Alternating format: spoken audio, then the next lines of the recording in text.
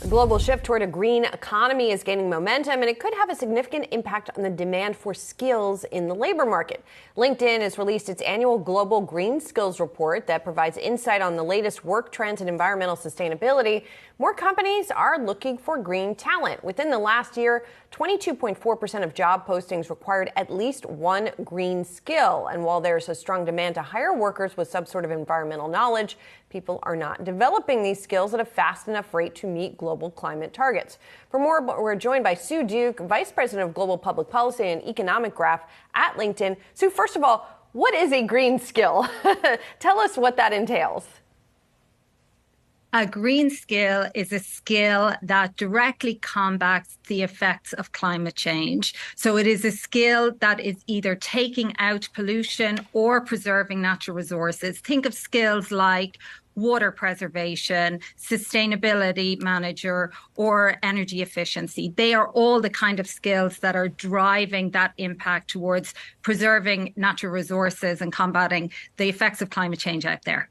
And so how many more of these positions are we expecting to come about, to come online within so many different employment situations over the next couple of years? This trend is very clear. It is growing all the time, and we expect it to increase in the months and years ahead.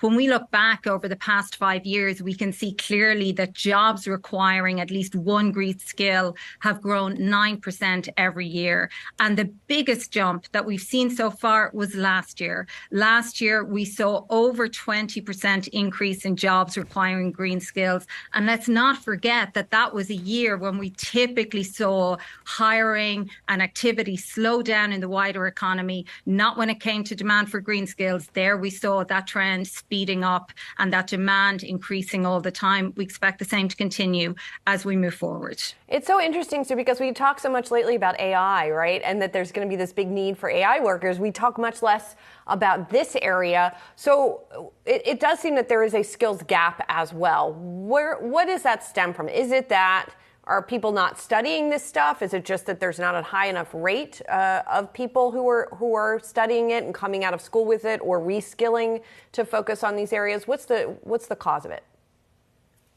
This is a very significant shift for the economy. We are talking about transforming the entire economy and putting it on a more sustainable footing if we're going to reach those 2030 and on out to those 2050 targets. And that's not going to happen overnight. First off, one of the drivers is the demand is just so strong for these green skills. We currently have only 1 in 8 workers with green skills, and their ability to meet that demand is just not there. That demand is growing all the time. And it's important to remember that that demand, of course, that's coming from the green sector, but we also see it coming from across all industries. So some of the fastest greening roles out there are jobs you just wouldn't think of as green jobs: fleet managers, compliance managers, health workers, data scientists. They are all roles that are going green every day, and it is very, very challenging for workers to keep pace with that demand.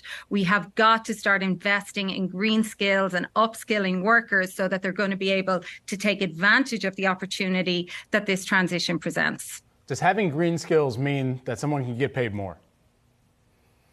It means that your future employability looks really, really positive. So just in the past year, we saw that demand for green skills grow 15%. We saw demand slow and slacken elsewhere. We also see that workers with green skills are 30% more likely to get hired than workers who don't. So investing in green skills, investing in this area is not only going to be good for you, it's going to be good for the planet too.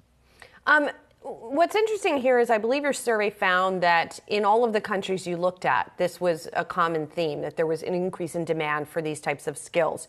Are there, though, differences, right? Are there things that workers in the U.S. need to know versus workers in, say, Ireland need to know about the differences in demand?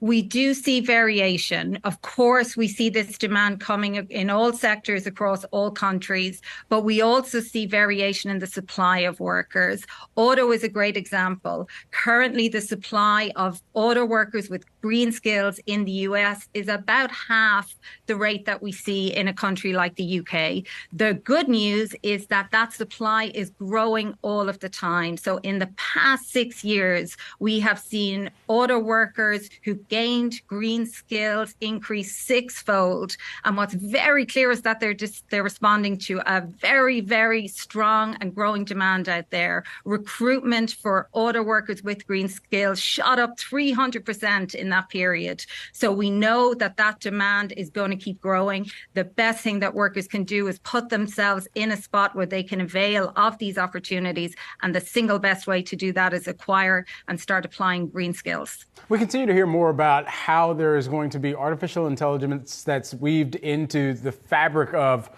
an organization's operations, and that it could replace some roles, but it could increase productivity at the same time. And you're going to have some roles that work in tandem with artificial intelligence or augmented intelligence, however you want to classify it.